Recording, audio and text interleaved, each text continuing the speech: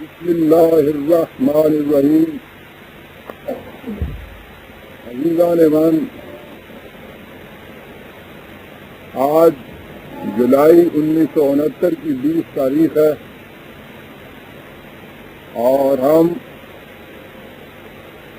درس قرآن کریم کے سلسلہ نو میں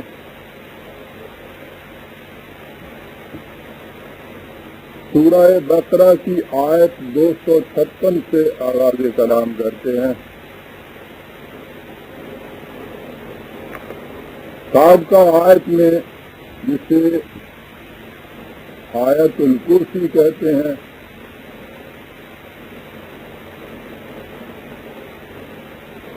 خدا کا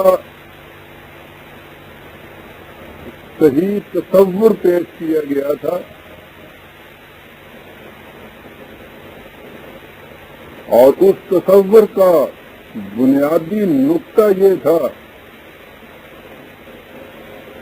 کہ اللہ لا الہ الا ہو، خدا وہ ہے کہ جس کے سوا کوئی صاحب اقتدار نہیں، اور یہ کہ لہو ما فی السماوات و ما فی الارض، کائنات کی پستیوں اور بلندیوں میں جو کچھ ہے اسی کا ہے، اسی کے پروگرام کی تکمیل کے لیے سرگرم عمل ہے. کتنا بڑا اقتدار تھا. اور قرآن کا اعجاز دیکھیے کہ اس کے ساتھ ہی جو اگلی آیت آ رہی ہے، سطح بھی نگاہ رکھنے والوں کے نزدیک ان دو آیات میں کوئی ربط نہیں، اور جو ذرا سطح سے نیچے اتر کے دیکھتے ہیں وہ اس ربط پہ وجد میں آ جاتے ہیں. آیت اگلی یہ ہے کہ لا اکراہ فی الدین، دین کے معاملے میں کوئی اکراہ نہیں ہے، کوئی زبردستی نہیں ہے، زبردستی بھی نہیں بلکہ اکراہ ہے، جبر نہیں. یعنی ذرا سی ناپسندیدگی بھی ہو اگر کسی میں،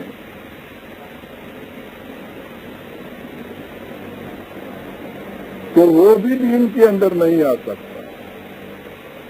ذرا سی ناپسند یعنی کامل پسندیدگی دل اور دماغ کا پورا اطمینان، محکم کنوکشن، اس کے بعد دین کے معاملے کے اندر آ سکتا ہے کوئی. آپ دیکھیے کہ اس میں کتنا عظیم ربط ہے. اتنا بڑا صاحب اقتدار، کائنات کی، خارجی کائنات کی ہر شے اس کے قانون کے سامنے جھکی ہوئی، کسی کو مجال انکار نہیں، کسی کو یارائے سرکشی نہیں. اور اسی کائنات میں ایک اور نو بستی ہے جسے انسان کہا جاتا ہے. کائنات کی دیگر اشیاء اور انسان کے اندر مابہل امتیاز خصوصیت جو ہے وہ یہ کہ وہ اشیاء قانون خداوندی کی اطاعت کے لیے مجبور ہیں، انسان صاحب اختیار ہے. لا اکراہ فی الدین. دیکھ رہے ہیں کہاں بات آتی ہے سر.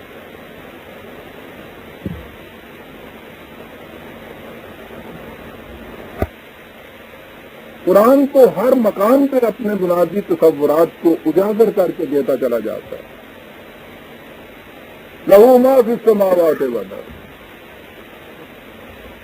لا الہ الا ہو. لیکن انسان کا معاملہ یہ ہے لا اکراہ فی الدین، اسے مجبور کر کے ایک راستے پر نہیں چلایا جا رہا.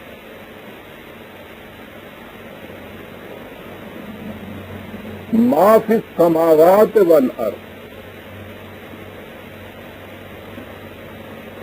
یہ سماوات کے اندر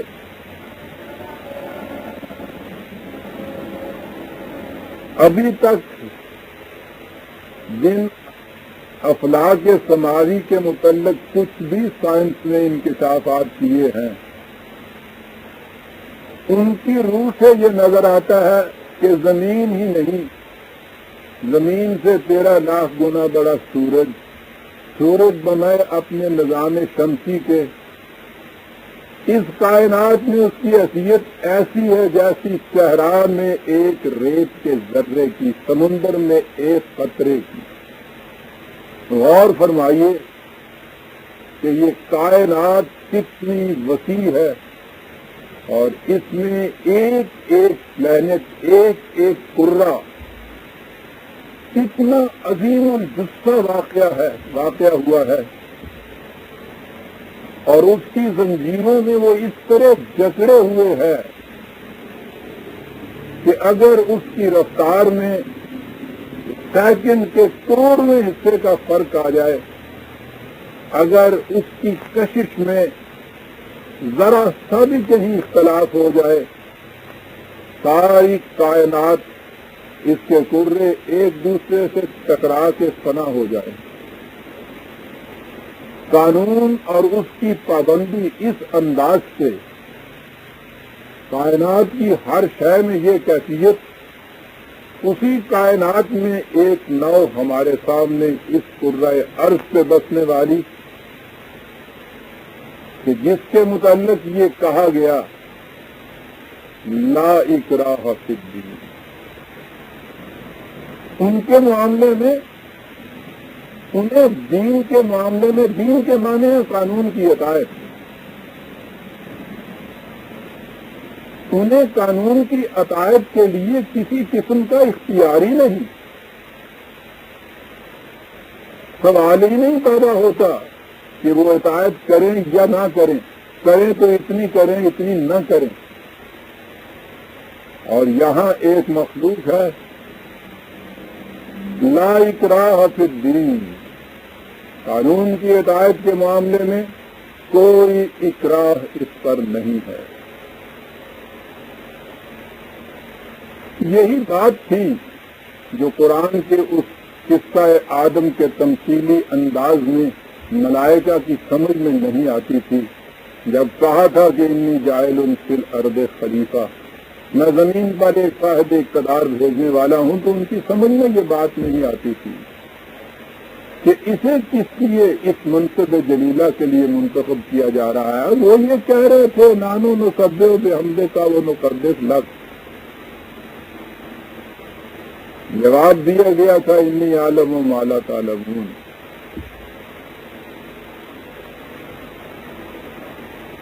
تفصیل تو اس اجمال کی بڑی طول طویل ہے. بنیادی نقطہ یہی ہے کہ یہ صاحب اختیار ہے، تم مجبور واقع ہوئی. اور اسی لیے اشیاء کائنات کی اس قدر مجبوری کے بعد انسان کا صاحب اختیار اور ارادہ ہونا اس حسین انداز سے قرآن سامنے لایا، لا اکراہ فی الدین قد تبین الرشد من الغی. جبر تو نہیں ہے، لیکن یہ بھی تو شایان خداوندی نہ ہوتا، یہ بھی تو کچھ فیئر پلے نہ ہوتی کہ انسان کو بتایا نہ جاتا کہ صحیح راستہ کون سا ہے اور غلط کون سا، اور اسے صاحب اختیار بنا دیا جاتا، تو وہ تو بچے کے ہاتھ میں چاقو دے دینے والی بات ہو جاتی.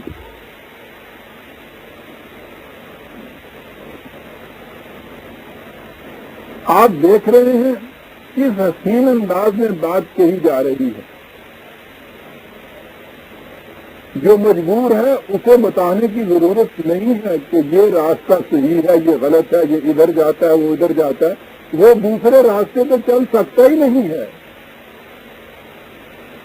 اسے اس پر اختیار ہی نہیں ہے۔ جسے اختیار دیا گیا ہے اگر اسے بتایا نہ جائے پھر تو بڑی زیادتی ہو جاتی۔ اس لیے اسے صاحب اختیار بنانے کے بعد کہا قد تبین الرشد من الغی، دونوں راستے متمیز کر کے دکھا دیے گئے اور اسے صاحب اختیار و ارادہ بنا دیا گیا۔ لا اکراہ فی الدین، بڑی عظیم حقیقت۔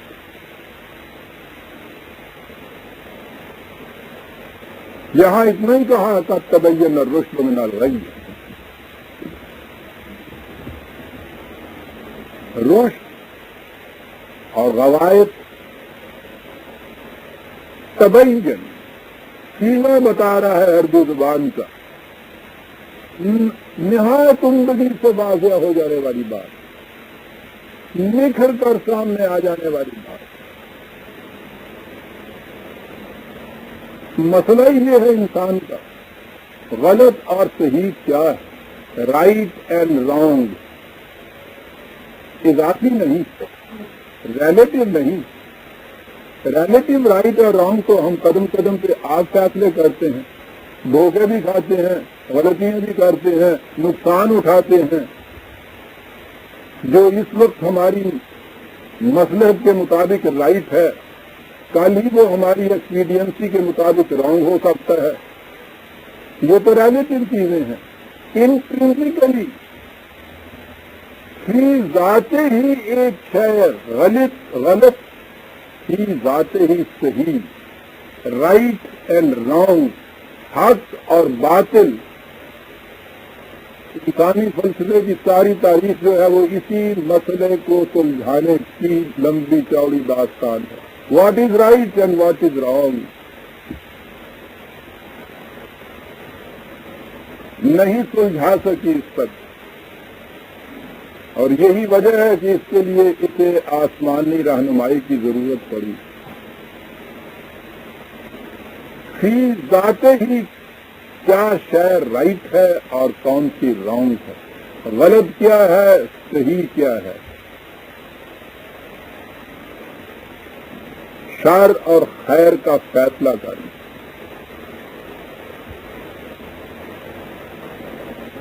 یہ وہی نے آ کے کیا قد تبین الرشد من الغی۔ رشد اور غی کے متعلق تو ابھی ذرا آگے چل کے عرض کروں گا۔ لا اکراہ فی الدین، دین کے معاملے میں اکراہ نہیں ہے۔ فمن شاء قل الحق من ربکم فمن شاء فلیؤمن ومن شاء فلیکفر، ان سے کہہ دو کہ حق تیرے رب کی طرف سے آ گیا، جس کا جی چاہے اسے تسلیم کر لے، اختیار کر لے، جس کا جی چاہے اس سے انکار کر دے۔ 18/29، 18/29۔ دوسری جگہ ہے انا ہدیناہ السبیل واما شاکرا واما کفورا، ہم نے اسے راستہ دکھا دیا، جس کا جی چاہے اسے اختیار کرے، جس کا جی چاہے اس سے انکار کر دے۔ 76/3، 76/3۔ دوسری جگہ ہے وَهَدَيْنَاهُ النَّجْدَيْنِ، ہم نے دونوں راستے متمیز کر کے ہم اس کے سامنے لے آئے۔ 90/10، 90/10۔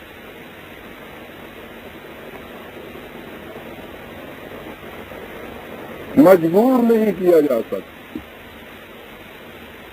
جیسا کہ میں نے عرض کیا ہے، ایمان اس کا تو مادہ ہی الف میم نون ہے، جس کے معنی ہے امن میں ہونا۔ اگر آپ کوئی شے مجبوراً مانتے ہیں تو آپ امن میں کیسے ہو سکتے ہیں؟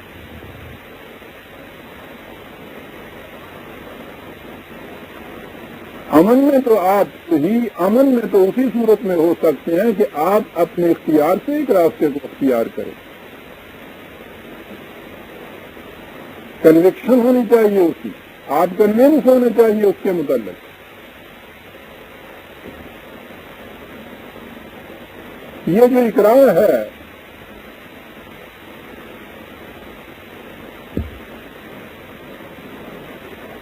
ہمارے ذہن میں تو صرف اتنا ہی آتا ہے کہ صاحب بزور شمشیر کسی کو مسلمان نہیں بنانا چاہیے. یہ اقرار کی ایک شکل ہے. یہ فزیکل کمپلشن ہے، یہ طبی اقرار ہے.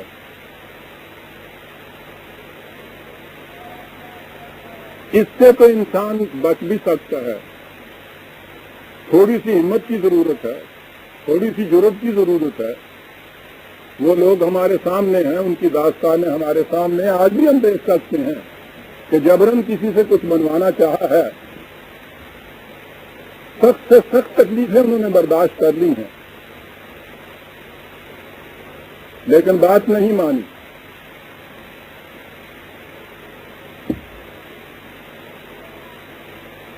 غلط اور صحیح تو ایک طرف رہا. ایسے مجرموں کی داستانیں سامنے آتی ہیں کہ ان کو انتہائی درجے کا ٹارچر اور تشدد کیا گیا، لیکن انہوں نے نہیں مان کے دی. اسے تو رجسٹ کر لیتا ہے انسان.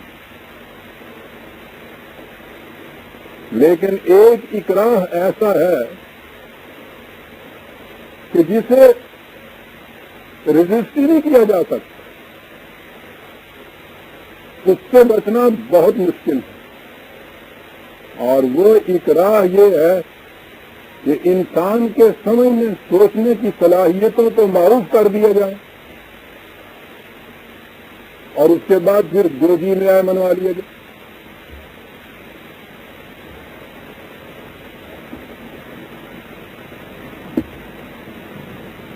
یہ ہے وہ اکراہ جس سے بڑی مشکل سے بچا جاتا ہے. اور مذہب کی دنیا یہ طریقے اکراہ اختیار کرتی ہے.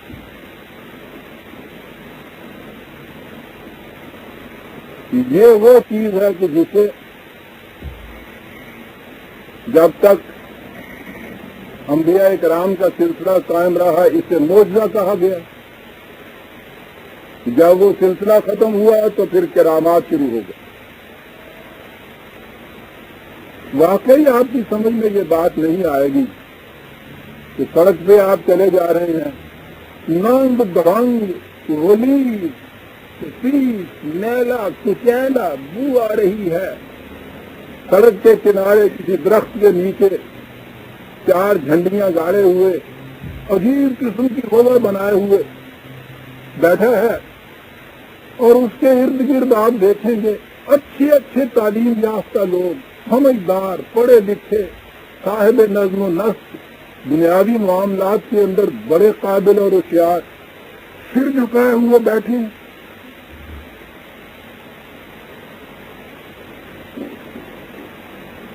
وہ اون پھول جو بکتا چلا جاتا ہے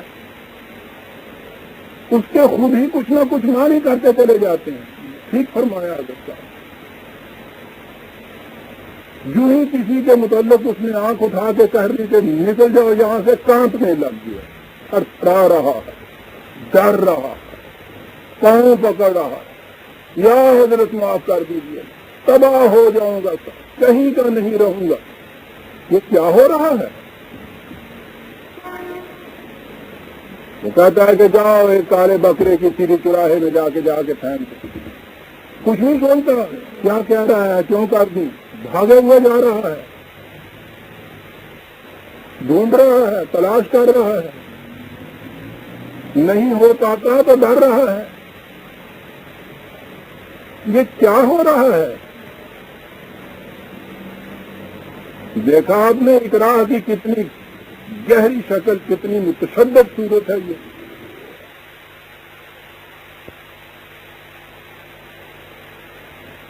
جی میں عرض یہ کر رہا تھا، اکراہ کی یہ شکل جو ہے جس میں انسان کے سوچنے سمجھنے کی صلاحیتوں کو معوف کیا جاتا ہے، سب سے زیادہ متشدد یہ شکل ہے۔ تلوار نے تو اس طرح سے لوگوں کو اپنے سامنے جھکایا ہی نہیں، جس طرح توہم پرستی نے جھکایا ہے انسان کو اپنے سامنے۔ پہلے دن کا انسان ہم یہ دیکھ رہے ہیں، بادل گرجا ڈنڈوت بجا لا رہا ہے، بجلی کڑکی سجدہ کر رہا ہے، بڑا سا طوفان انگیز دریا امڑ کے چلا آ رہا ہے، سجدے کر رہا ہے اس کے سامنے، بھوچال آ رہا ہے، ڈرتا ہے، کانپتا ہے، نذرانے اور منتیں مان رہا ہے۔ یہ کیا چیز؟ اس زمانے میں تو سمجھنے سوچنے کی صلاحیتیں ابھی بیدار نہیں ہوئی تھی۔ آج اس دور میں بھی یہ کیفیت جو میں نے ابھی عرض کی، ذرا سا کسی ایک مداری نے درخت کے نیچے بیٹھے ہوئے یوں ہی سرخ آنکھیں کی، حالانکہ دھتورا پی کے سرخ سی ہوئی ہوتی ہیں، اور ذرا کڑکڑایا اور بالوں میں ہاتھ دیا اور یوں کیا اور اس میں سے نکلے 3-4 قطرے سفید رنگ کے دودھ کے، کہاں پڑ گئے یا حضرت اللہ؟ کیا ہو رہا ہے؟ یہ ایک ہی چیز کی سمجھنے سوچنے کی صلاحیت جس نے اسے صاحب اختیار بنایا تھا، اسے سلب کر لیا، مجبور ہو کے رہ گیا اس آدمی سے۔ میں نے عرض کیا ہے، یہی وہ چیز تھی کہ جسے پہلے معجزات کا نام دیا گیا اور اس کے بعد نبی کی جگہ لفظ ولی اللہ لائے، نبوت کے لیے ولایت کا لفظ لیا، معجزے کی جگہ کرامات لائے، سارا سلسلہ وہ جو تھا نبوت کا اس کو آگے جاری کیا، الفاظ صرف بدل دیے، جھکانے کی تکنیک وہی جاری رکھی۔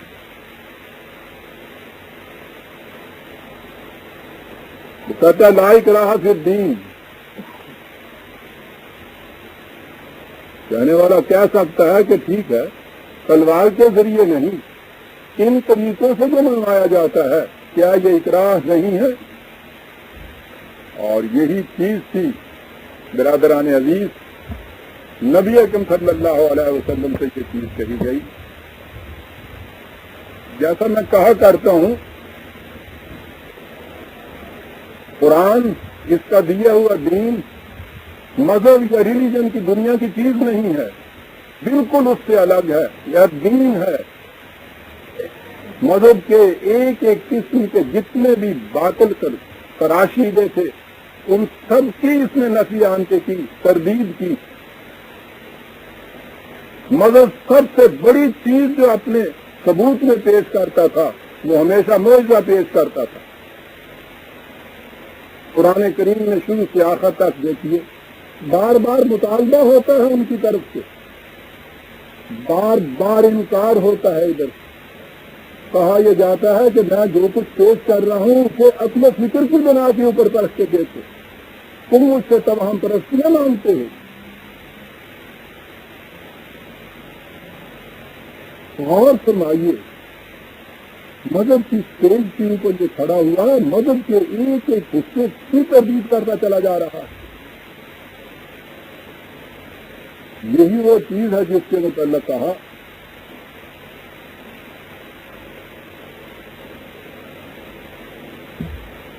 (10/99) 10/99 وَلَوْ شَاءَ رَبُّكَ لَآمَنَ مَنْ فِي الْأَرْضِ كُلُّهُمْ جَمِيعًا۔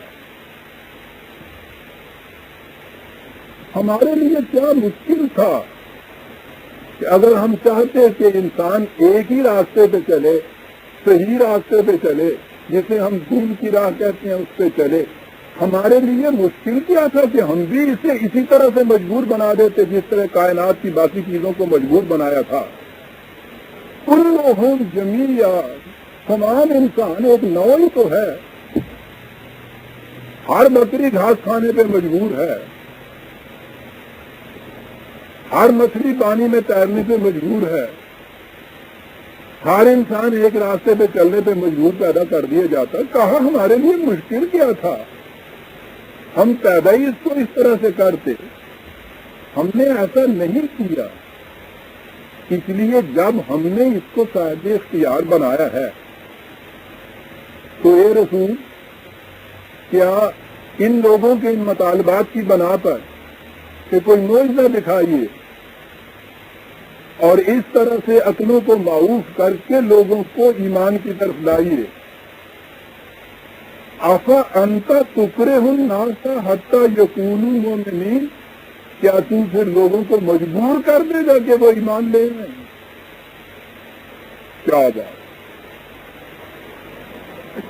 رسول کی زبان سے یہ کہلوایا جا رہا ہے.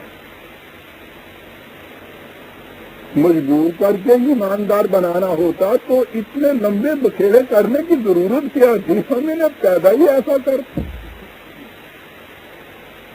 پیدا کرنا صاحب اختیار و ارادہ، اور پھر اس قسم کے حربے استعمال کرنا کہ اختیار و ارادے کو سلب کر دیا جائے. مینا سزد خدائے را، کسی کو تو استبداد کہتے ہیں. خواہ وہ روحانیت کا ہو ان کی اصطلاح میں، خواہ وہ ملوکیت کا ہو. افا انت تکرہ الناس حتی یکونوا مؤمنین فما کان لنفس ان تؤمن الا باذن اللہ.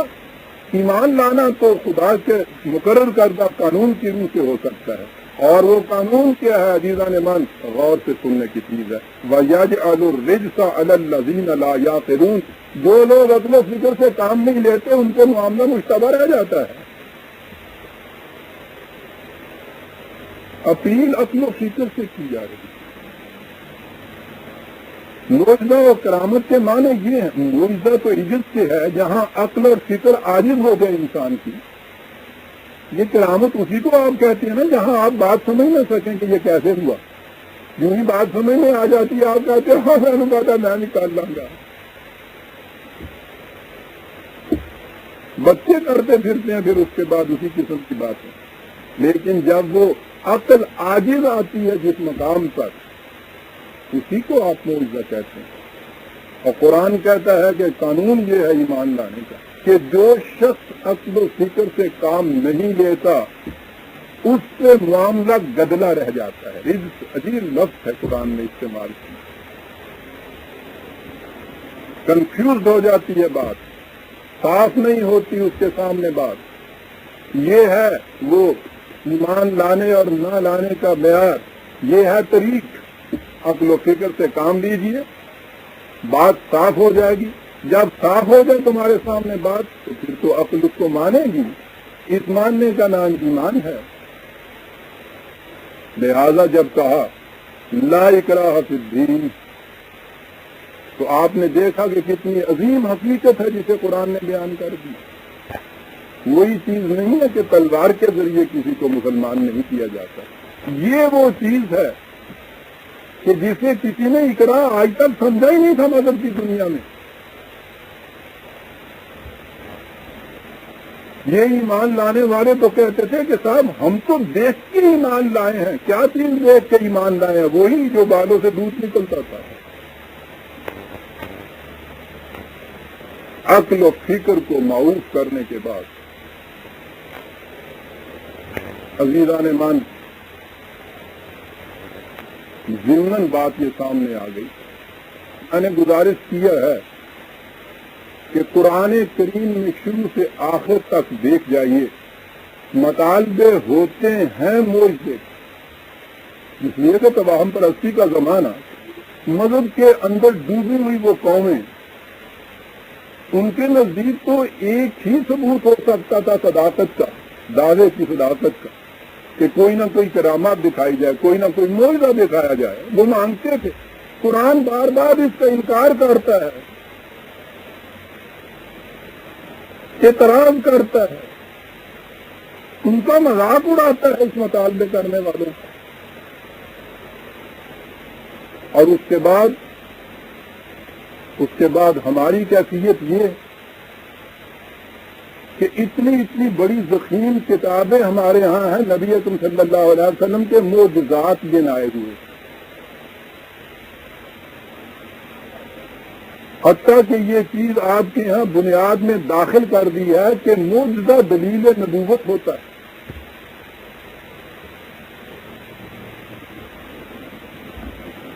آج بھی معاف رکھیے گا، اپنے اس گھر کی نجی محفل میں بیٹھے ہوئے تو یہ بات کہہ رہا ہوں، یہی بات جب باہر جائے گی اور کہا جائے گا کہ صاحب یہ شخص معجزے کو بھی نہیں مانتا، سیدھی سی بات وہ کہیں گے کہ پھر نبوت کو نہیں مانتا، رسالت کو نہیں مانتا، خدا ہی کو نہیں مانتا۔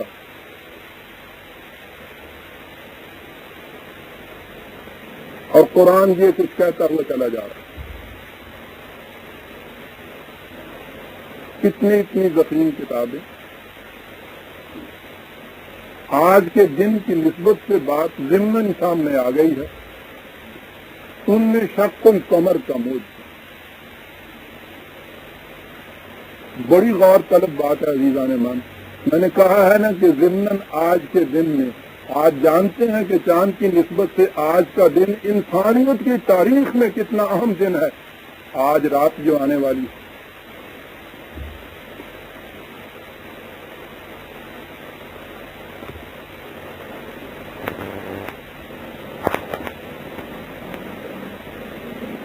شق القمر کا موجود، اس کے متعلق آپ کے ہاں یہ کہا جاتا ہے کہ جتنی روایات ہیں صحیح ہیں، متواتر ہیں، یعنی یہ کسی روایت کے سچے ہونے کے لیے ان کے ہاں صرف صحیح ہونا ہی کا کم نہیں تھا، متواتر بھی ساتھ ہے۔ یہ بہت بڑا معیار ہوتا ہے، جانتے ہیں جو اس کام کو جانتے ہیں۔ کیا چیز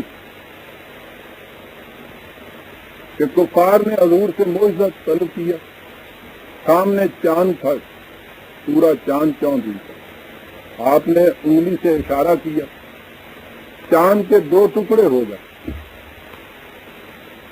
ایک ٹکڑا پہاڑی کے اس طرف سے نکلا، دوسرا ٹکڑا پہاڑی کے ایک طرف سے نکلا۔ بعض روایتیں ہیں کہ ایک ٹکڑا حضور کے اس بغل میں سے نکلا، دوسرا ٹکڑا اس بغل میں سے نکلا، اور پھر اس پر جا کے ایک ہو گیا۔ یہ ہے شق القمر کا مول۔ میں سمجھتا ہوں آپ میں سے ہر شخص نے یہ شق القمر کا معجزہ تو سن ہی رکھا ہوگا، اتنا اہم معجزہ یہ گنا جا رہا ہے۔ اور اس پہ پھر عجیب تفسیریں آ رہی ہیں، یہاں تک کہا جا رہا ہے کہ مالی بار کا ایک راجا تھا، وہ اس معجزے کو دیکھ کر ایمان لایا، یعنی وہ مکے والے جو تھے جن کے سامنے یہ کچھ ہوا ان میں سے تو کوئی ایمان نہ لایا۔ مالی بار کا ایک راجا تھا، وہ ایمان لایا۔ چھوڑیے ان چیزوں کو، میں کہتا ہوں یہ کہ یہ چیزیں روایات میں آپ کے یہاں بیان ہوں، تفاسیر نے ان کے متعلق تصدیق کی۔ اس تصور کے ماتحت اس زمانے کے ان انسانوں کی علمی سطح اتنی تھی، چاند کو اتنا سا تھال سمجھتے تھے۔ ٹھیک ہے، اتنے سے تھال کا دو ٹکڑے ہو جانا، آدھے کا ادھر سے گزر جانا، آدھے کا ادھر سے گزر جانا، یہ چیز اس لحاظ سے تو ذہن میں آ جاتی تھی نا۔ چاند کے متعلق تصور ہی یہ تھا، یہ جتنے بھی اجرام فلکی سامنے نظر آتے ہیں، آپ کے یہاں کی جتنی تفاسیر ہے ان میں آپ دیکھیے گا، ان میں لکھا یہ ہے کہ یہ آسمان شیشے کا ایک ڈل ہے، تارے اس کے اندر یہ ہیرے کے نگوں کی طرح جڑے ہوئے ہیں، چاند اور سورج یہ اتنے بڑے پھال ہیں۔ وہ علم انسانی جہاں تک تھا، اس میں کوئی چیز ہنسنے کی نہیں ہے۔ آج اگر ہم اس سے آگے بڑھ گئے ہیں، اس میں ہمارا بھی کوئی کمال نہیں ہے۔ انسانی علم، اس کے انکشافات آگے اتنے بڑھ گئے ہیں کہ ہم ان سے ایڈوانٹیج پوزیشن میں ہیں، لیکن اصل چیز قابل اعتراض وہاں آتی ہے جہاں ہم یہ کہیں کہ یہ باتیں خدا نے کہیں اس کے رسول نے پیش کی، اور وہاں یہ کہ چونکہ یہ تھال کے برابر تھا، دو ٹکڑے ہوا، ادھر آدھا گزر گیا، دوسرا ادھر سے گزر گیا۔ اس کے بعد سائنس کے انکشافات بیتیرا کہتے رہے کہ صاحب یہ چاند اتنا بڑا تھال نہیں ہے، یہ تو اتنا ایک عظیم کرہ ہے، کون مان سکتا تھا؟ ہم تو خیر رہے پرانے زمانے والے، یورپ تو اتنا آگے ہے۔ کل ہی یہ بات جس وقت ان کے ہاں گیلیلی نے کہی تھی تو اس کو بھی انہوں نے جا کے کہا تھا کہ پھانسی پہ چڑھا دو، اتنا ہی کہا تھا کہ زمین گول ہے، کل کی بات ہے ابھی۔ کوپرنیکس نے جب اس کی ریلیٹیوٹی کے متعلق، وہ گردش کے متعلق یہ چیز بتائی تھی، اس کو بھی پھانسی کے تختے پہ چڑھا رہے تھے۔ کوئی چیز آج ہمارے لیے ہنسنے کی نہیں ہے۔ بات ساری یہ تھی کہ مذہب کا وہاں اس زمانے میں اتنا غلبہ تھا کہ علم اور عقل کی کوئی بات بھی جو سامنے آتی تھی اسے حوالہ دار و رسن کر دیا جاتا تھا۔ آپ آج بھی اسی مقام پر ہیں، جہاں بھی دین کی جگہ مذہب کی گرفت ہے وہاں عقل اور فکر کو آزاد نہیں چھوڑا جاتا۔ میں نے عرض کیا ہے کہ آپ آج تک بھی یہ مانتے چلے آ رہے ہیں، اور آپ کے یہاں جو نہیں مانتا اس کو منکر نبوت اور رسالت کہا جائے گا کہ چاند واقعی دو ٹکڑے ہو گیا تھا۔ آج اس چاند کے اوپر انسان پہنچ کے بتا رہا ہے کہ چاند عظیم کرہ ہے۔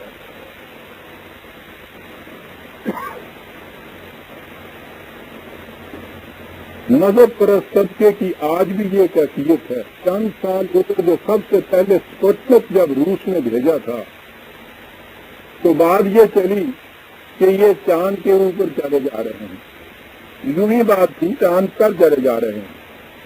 یہی آپ کو اس لاہور میں ایک بہت بڑے مولوی صاحب نے واضح فرمایا تھا، اتفاق سے وہ دن تھے پورے چاند کے۔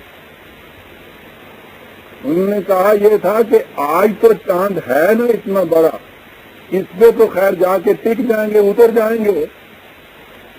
اب جو کل کو اس نے سکڑ کے چھوٹا ہونا شروع کیا، چھوٹا ہونا شروع ہوا سکڑ کے، یہ تھوڑا رہ جاتا ہے نا کہ سمجھتے سکڑ رہا ہے، کہنے لگے خیر ذرا ادھر ادھر سرکتے جائیں گے۔ اور انہوں نے پھر اپنے وہ جو عوائزانہ انداز ہوتا ہے پھر فرمایا کہ جدوں نتی میں ڈب گیا تو کتنے جاؤ گے، یعنی چاندی میں بھی گیا۔ یہ اسپوتنک کو تو زیادہ وقت نہیں گزرا، اس زمانے میں آپ کے اس دارالسلطنت کے اندر ایک بہت بڑے غیر مولوی صاحب یہ فرما رہے ہیں، چاند کے متعلق ان کا تصور یہ تھا۔ آج بھی عزیزان من، آج انسان اس چاند کے اوپر جا کے ہمیں بتا، اور جا کے اس کو آ کے بتانے کی ضرورت نہیں ہے۔ وہ خبر دینے والے آلات کی تو کیفیت یہ ہے، کل ہی یہ بات اخبار میں آئی تھی کہ چاند میں وہ جانے والے تینوں 8 گھنٹے تک سوئے رہے۔ اندازہ لگائیے اعتماد کتنا ہے اپنی ان چیزوں کے اوپر، جہاں ہمارے سیر کے اوپر بیٹھا ہوا، ٹرک پہ بیٹھا ہوا ڈرائیور ایک سیکنڈ کے لیے ذرا آنکھ جھپکتا ہے، کھٹ سے حادثہ ہوتا ہے۔ اتنا عظیم ایک راکٹ چلا جا رہا ہے 2,500-3,000 ہزار میل کی اسپیڈ سے، اس کے اندر ہر چیز کو اپنی اپنی جگہ سیٹ کر کے تینوں 8 گھنٹے کے لیے سو رہے ہیں۔ کیا بات ہے! ان سے پوچھا گیا کہ آپ کو کیسے علم ہوا کہ سو رہے ہیں؟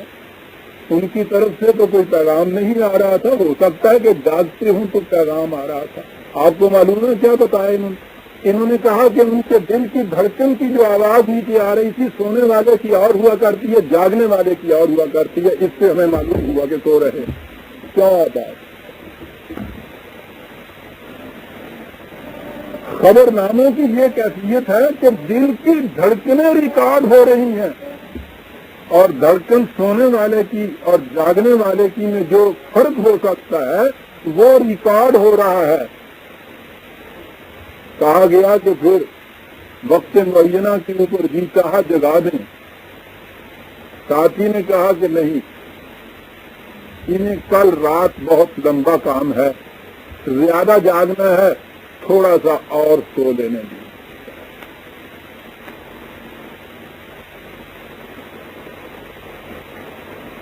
یہاں تک یہ چیز جو ہے یہ ہوئی، میں پوچھ کے رہا ہوں کہ ہم جو دنیا کے سامنے یہ چیز پیش کر رہے تھے کہ حضور نے ایک معجزہ دکھایا اور اس سے چاند دو ٹکڑے ہو کے آدھا ادھر سے گزر گیا، آدھا ادھر سے گزر گیا، اگر ہم اسے کہتے کہ صاحب اس دور کی باتیں ہمارے ہاں کے مفسرین نے، روایات گڑھنے والوں نے یہ کی، چلیے غلط ثابت ہوئی، ان کے متعلق ہم نے کہہ دیا کہ عدم علم تھا ان کا۔ نبی اکرم صلی اللہ علیہ وسلم کے متعلق یہ بات بیان کی جاتی ہے، خدا یہ کرنے والا بتایا جاتا ہے، اور چاند کی کیفیت یہ ہے وہ۔ عزیزان من، آپ سوچیے کہ کیا وہ دنیا جس کے سامنے ہم یہ چیز پیش کرتے چلے آ رہے ہیں اور آج بھی پیش کر رہے ہیں، وہ آپ کے اس دین کو کیا سمجھیں گے اور کیا مذاق میں جو اڑائیں گے؟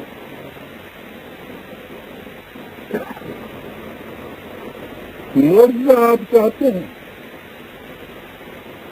آئیے میں آپ کو معجزہ بتاتا ہوں۔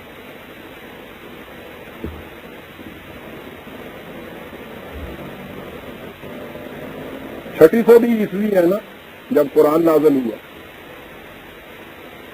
یہ 17ویں صدی کی بات میں کر رہا ہوں نا، بلکہ 18ویں کی بھی، جب گیلیلیو نے اور کوپرنیکس نے یورپ میں یہ بات کہی کہ زمین گول ہے اور زمین گردش کر رہی ہے۔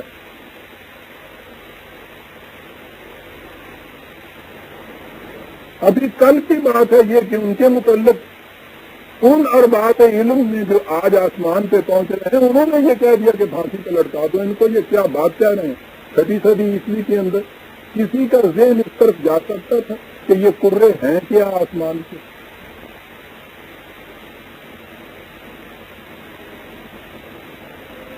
عوام کو ایک طرف رہا، میں نے عرض کیا ہے کہ یہ جتنے صاحب علم تھے ان کے تصور میں تو یہ بات نہیں آ سکتی۔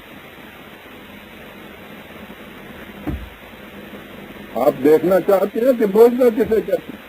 چھٹی صدی عیسوی کے اندر ایک شخص اسی عرب کی سرزمین میں پیدا ہوتا ہے۔ میں پھر دوہرا دوں جس سرزمین کی کیفیت یہ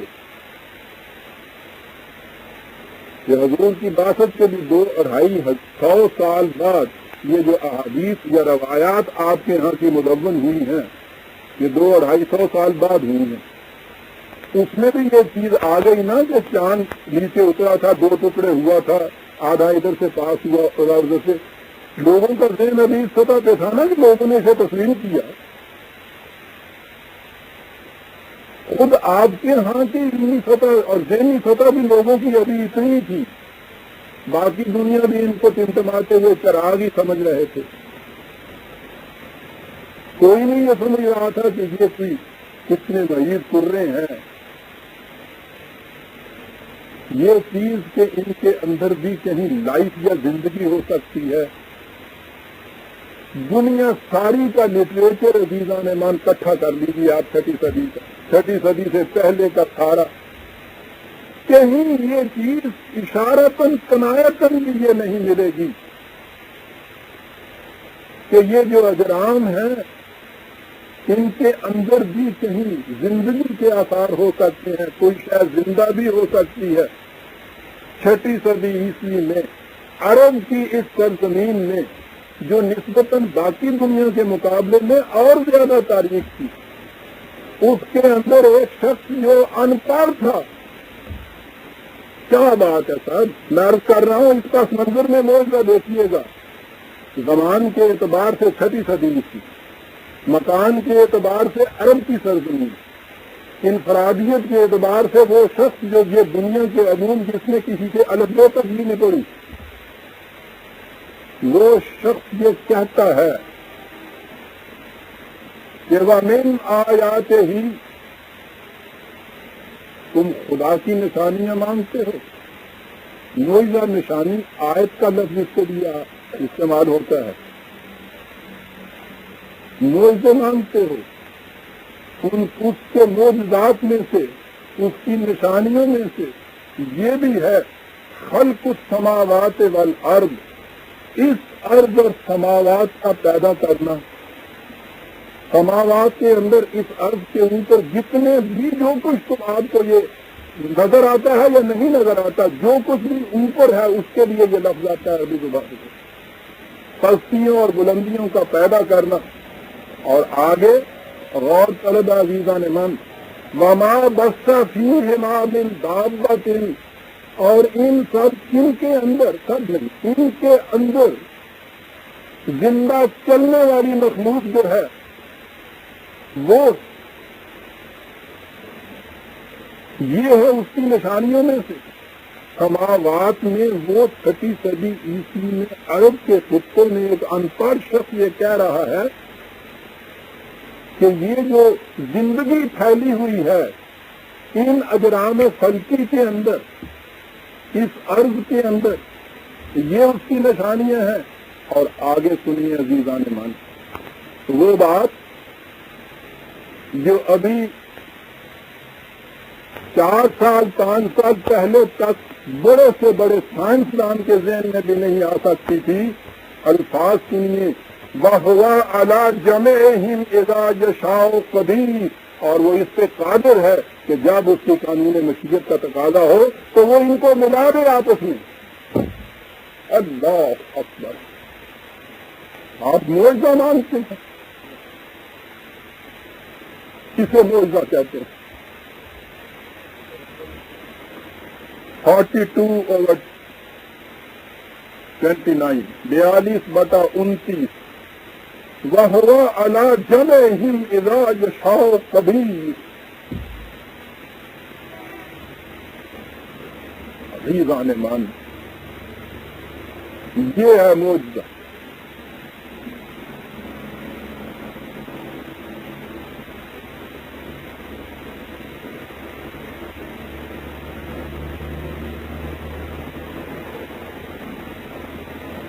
کسی انسان کا ذہن اس زمانے میں، یہ تو خیر عرب کا خطہ تھا، ایک ان پڑھ شخص